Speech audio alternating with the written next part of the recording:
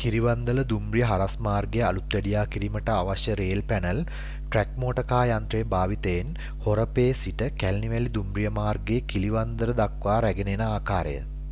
කැලණිවැලි දුම්රිය මාර්ගයේ මෙම කොටස වංගු සහිත බැවින් ට්‍රැක් මෝටර් කා යන්ත්‍රයෙන් රේල් පීරි ගෙන ඒමේදී ඉතාමත් විමසිලිවත්ව රැගෙන ආ යුතුය.